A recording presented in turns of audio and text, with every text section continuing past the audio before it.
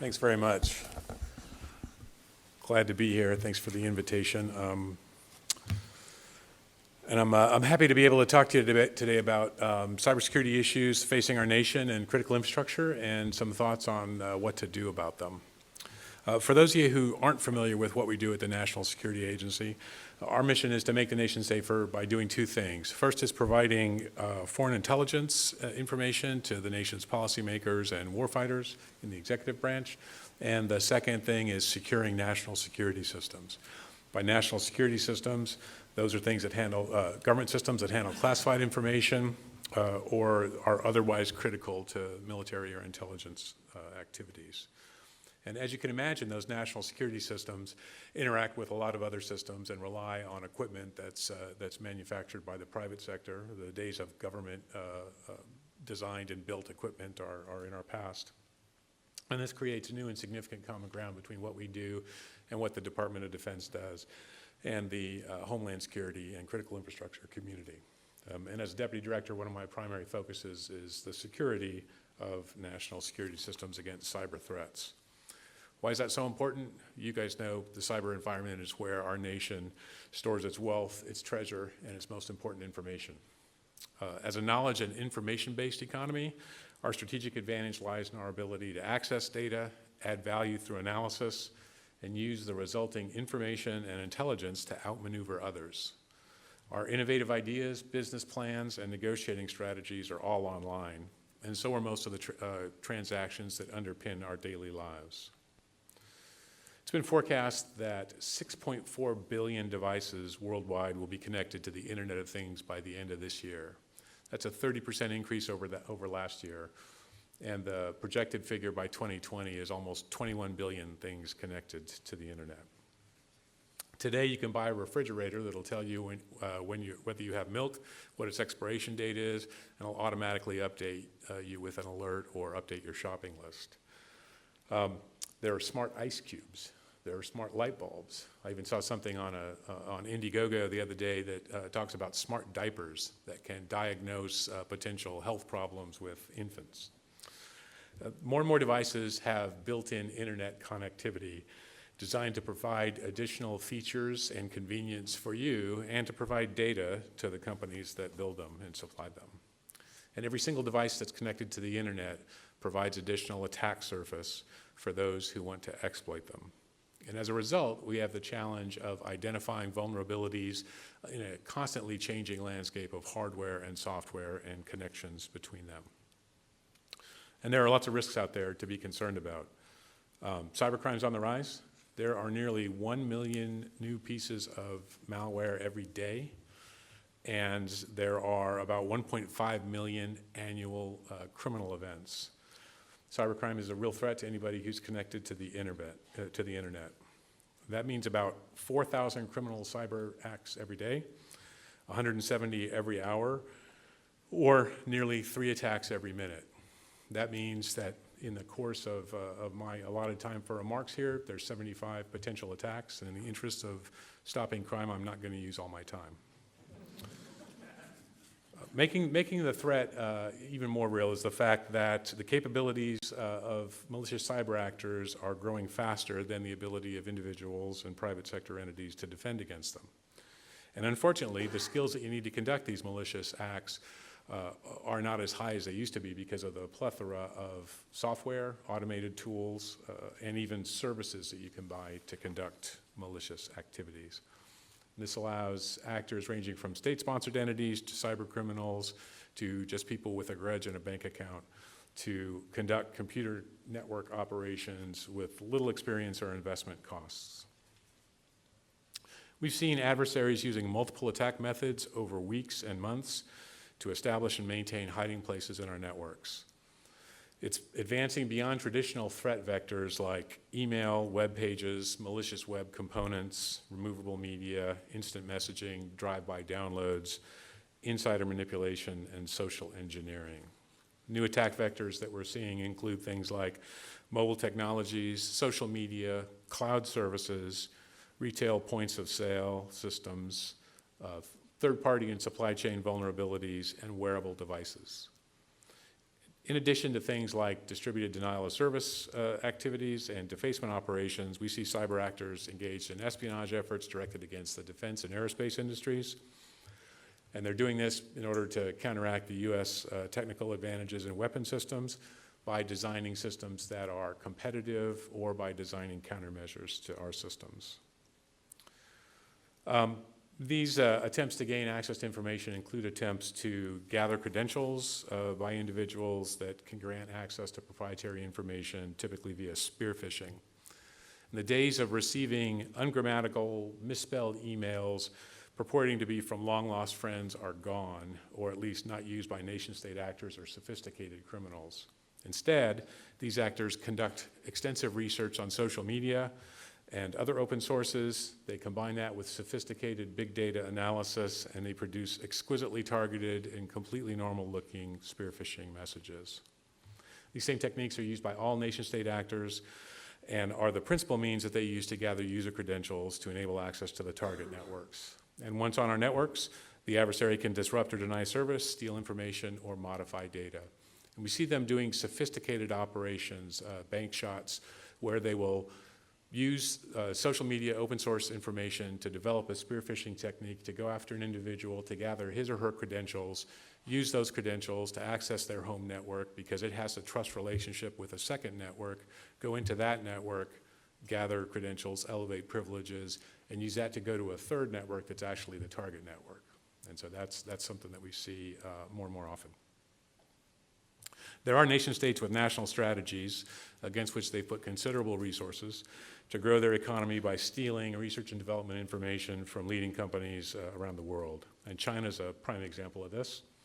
Their efforts over the last 14 years have been well documented and have resulted in what a former boss of mine, General Keith Alexander, calls the largest transfer of wealth in human history. In September of last year, President Xi and President Obama met to discuss a cyber agreement focused on 4 points. The most important one was the agreement that neither country's government would conduct or knowingly support cyber-enabled theft of intellectual property, including trade secrets and other confidential business information, with the intent of providing competitive advantage to commercial or commercial sectors. And the US and China also agreed to improve cybercrime investigations and related diplomatic dialogues.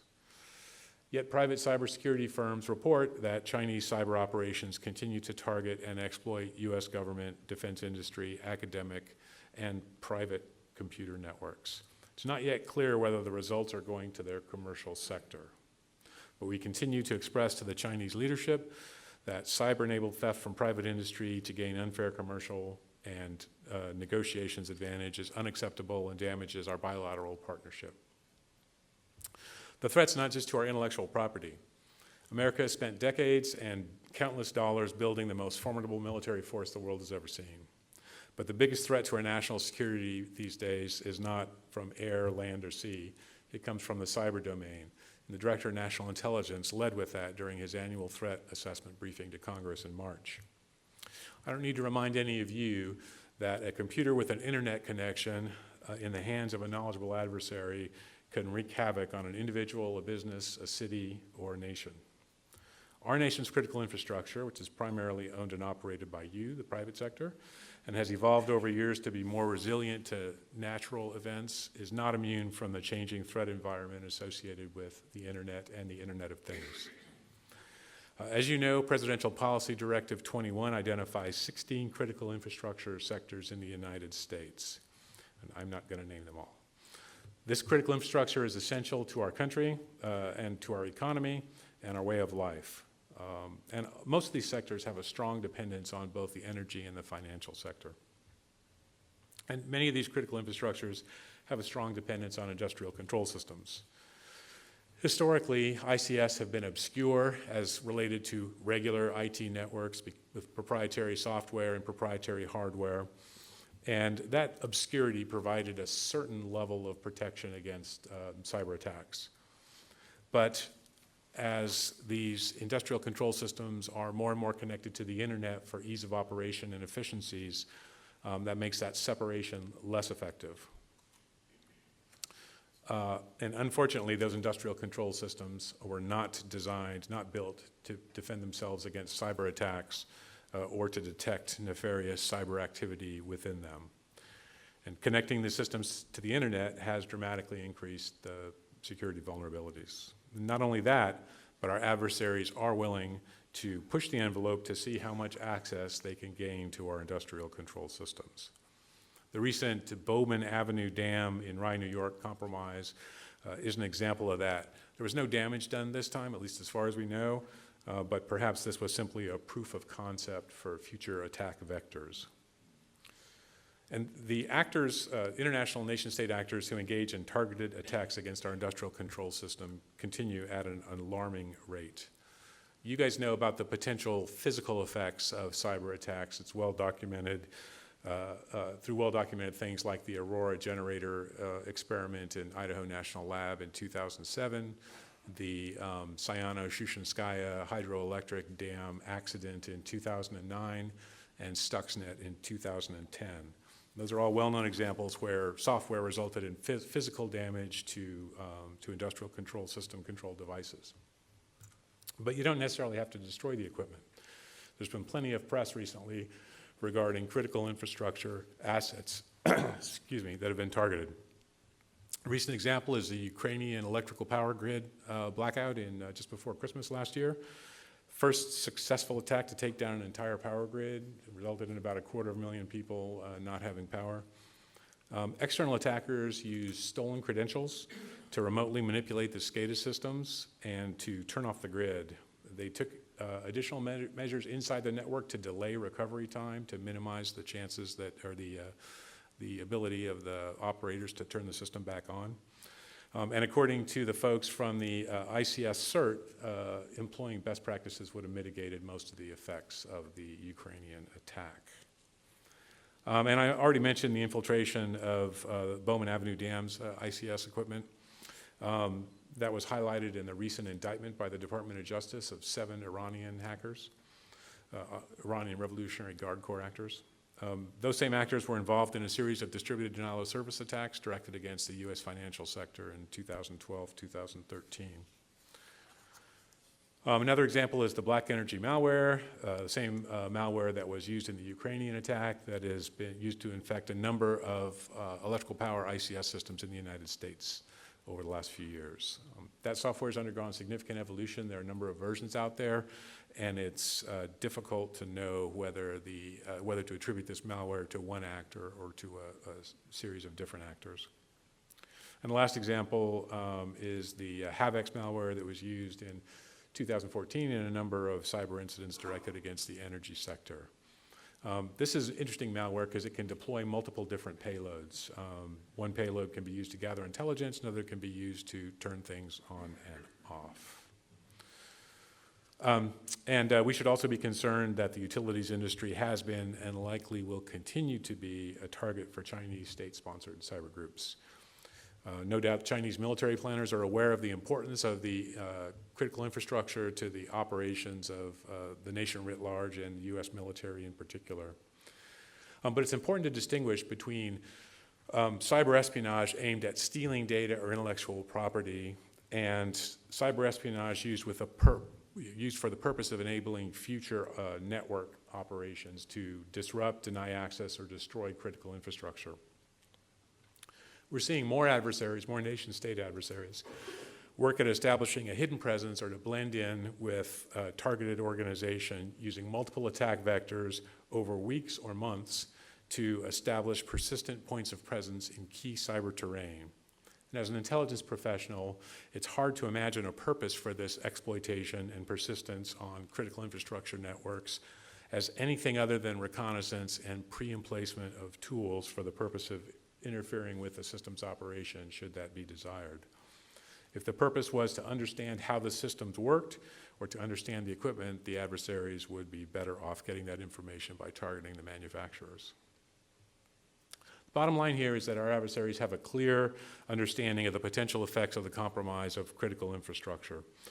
even if it's just to force a system restart. And as you know, that it's far more dangerous to have to restart a critical infrastructure computer-based asset than it is to restart a regular IT system. The potential for things going wrong have much more severe consequences. So, not going to be all doomy and gloomy. Talk a little bit about what we can do going ahead. While ICS systems are vulnerable and an increasing target of our adversaries, in many cases, implementing basic defense measures can stop attacks in their tracks. And this is something that we need to continue to do. We've already started doing this as a nation. We need to continue to do this across our different critical infrastructure sectors. These are tough issues. If it were easy, we'd already have done it. Realize that there's a lot more there than just, oh, go implement good cybersecurity. For a really, what I think is a thoughtful look at the electrical power system in general, there's an MIT study, 2011 interdisciplinary study on the future electric grid. It's a really good read to understand the dynamics of the entire system. It's a long read, it's several hundred pages. And for me, the part that was most interesting and a little bit alarming was chapter 9. It talks about communications and cybersecurity. If you're having trouble staying awake all night, this will help. Government in concert with industry has begun addressing these issues, but the teamwork that we have started needs to continue and increase in pace. And if done correctly, this is a win-win that benefits the whole spectrum of IT users, from warfighters to policymakers, to federal, state, and local governments, to operators of critical infrastructure, and major arteries of commerce. So what do we need to do? First, to address the reality of our adversaries' accelerating and evolving cyber capabilities and their increased employment of automation, we need to work towards real-time sharing of actionable threat and mitigation information. The recent passage of the CISPA, the Cyber Intelligence Sharing Something Act, is a step in that direction, but it's just a step. We need to take more steps. We need to take steps faster. This is not just feds sharing with feds or industry sharing with industry, but industry and federal government sharing back and forth and taking advantage of the talents of all our teams. And we need to use common standards and formats in automation to help achieve efficiencies in time and scale. And our defense has to employ automated solutions. We've been experimenting with this in the Department of Defense Unclassified Information Network, with various initiatives for active cyber defense, machine-readable threat interchange, and operational command and control. So we're piloting that inside the DoD right now. Second, to address the Internet of Things and a large number of devices that are connected to our critical infrastructures, we need to take multiple approaches, but it needs to include hardening the things themselves. So the levels of security across devices on the Internet of Things vary wildly, and as you all know, you're only as secure as the weakest of your links. We need to improve our analytic methods for detecting compromises and better managing the trust relationships between the things and our core networks. Sometimes we need to ask ourselves obvious questions. For example, if you're in a smart building, does your HVAC system need to be connected to your company's intellectual property? You should check, because it might be. Next, to address the potential of attacks on data integrity, we need to have a much more broad application of data integrity protection technologies like strong encryption, data access analytics, and privilege management. All the key technologies exist today, but we need to apply them more widely.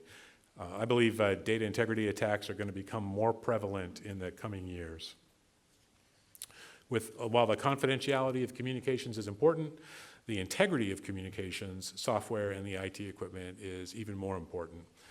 And cryptography, the science of making codes, plays an important and increasing role in this context. And finally, we need to think outside the box for solutions that allow us to maintain, test, and exercise methods for controlling and recovering critical infrastructure systems that do not rely on network connections. So if we're unable to perfectly secure our networks, which I think is a likely outcome, we have to have fallback methods, sorry about that, in order to allow us to, when the network is down, still operate the critical infrastructure. This was essential in the Ukraine event, and actually the fact that they were able to put people in trucks and drive them out to electrical power locations and manually flip switches made a big difference in their ability to recover from the outage. So the complexity of emerging cyber threats requires the best talent that we, America, have to offer. We have to continue to focus on educating a robust cyber workforce and developing a common core for cyber education. When government, industry, and academia partner together, we can more fully understand our adversaries' tradecrafts, capabilities, and intentions. This helps to ensure our infrastructure and our critical data are protected from threats. Ultimately, the end state should be one where U.S. government-provided threat data is fused with private sector data and used by both industry and government to protect information on all of our networks and those of our allies. The most potent weapon we have is the 3-pound computer between our ears. It's the power of our ideas and our innovation that's made this country great. And we have to harness that knowledge and creativity offered by our collective workforces and provide a culture that embraces diversity of thought and ideas and inspires people to think outside the box when it comes to meeting the cyber challenge.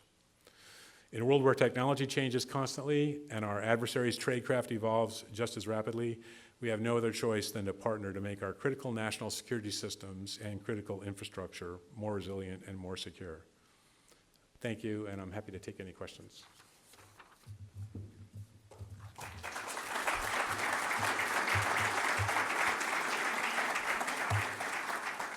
Yes, sir. With everything you just said, the threat to the law enforcement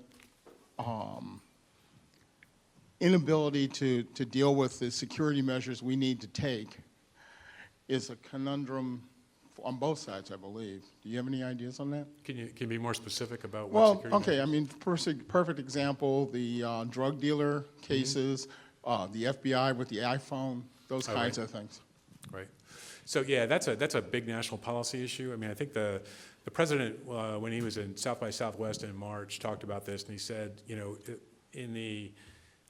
he said we can't be absolutists about this, and I think that's true. If you think about this, this has sort of been billed as a security versus privacy debate. It's really not. It's security versus security. Security of data, security of person. Neither is absolute, or achievement of either can't be absolute, and I would argue it's the wrong answer anyway, even if it were achievable. And so where in the middle of that does the needle go? That's got to be a national conversation. It can't be up to a company or a group of companies. It shouldn't be up to individual government agencies either.